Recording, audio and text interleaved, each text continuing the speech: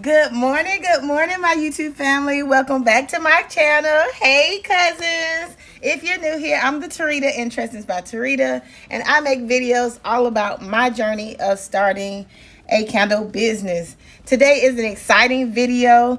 Today I'm going to be going to my first pop-up vendor event. It's a community event at like a local neighborhood. Their HOA community came together to create a Juneteenth or post-Juneteenth event in their neighborhood. So it was a free event. Let's hope that it is going to be a good event. Although it was free, hopefully it's going to be a good event. Hopefully the community comes out and we just celebrate Juneteenth. Right now I am getting ready, getting myself dressed and ready to go. So hopefully, like I said, this event is a great event. Stay tuned for more.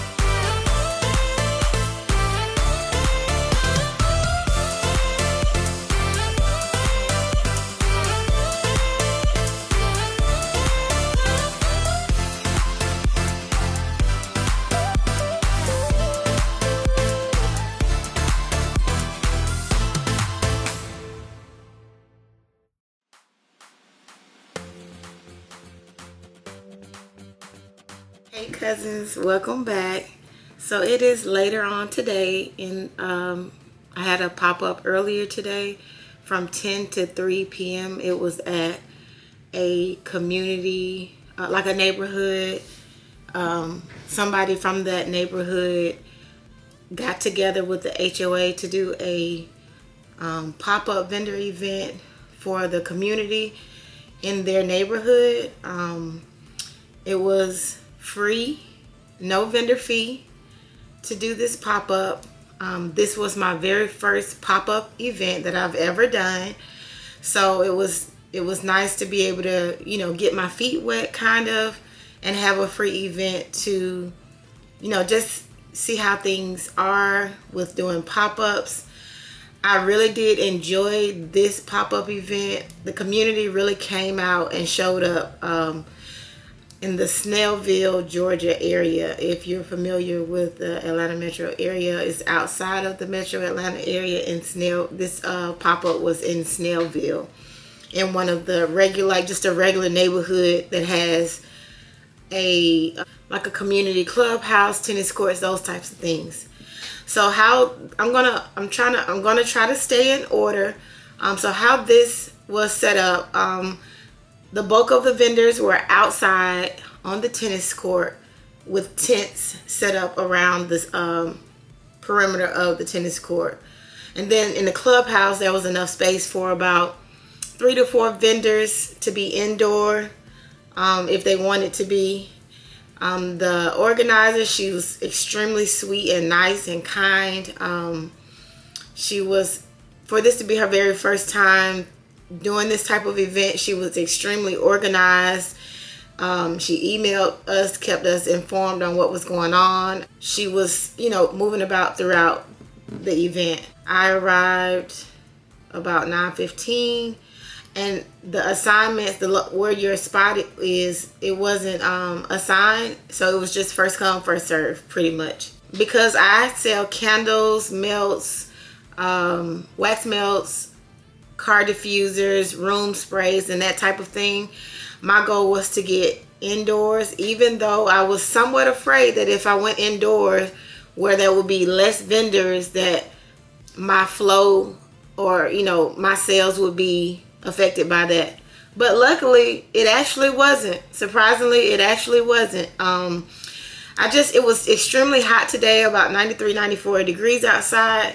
And I didn't want my first event for my candles to just melt at the event before people had an opportunity to even see what I have to offer. I did prepare just in case I ended up being outside. So I had bought these ice packs to put in my storage bin. I prepped by packaging my candles in the boxes that the glasses come in.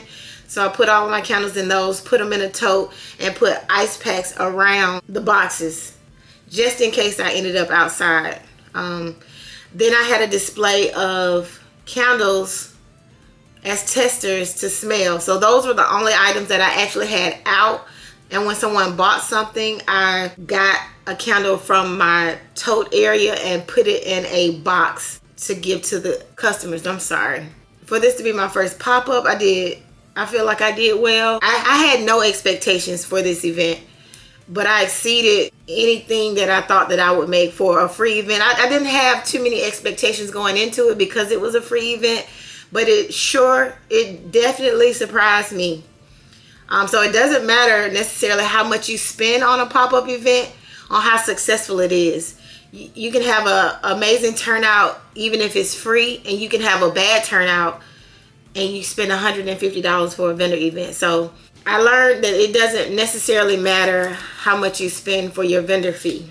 So I did go into my Shopify to just write down my numbers and do a breakdown for you guys. I know you guys are interested in knowing, you know, what it broke down to. And so I had 10 total sales.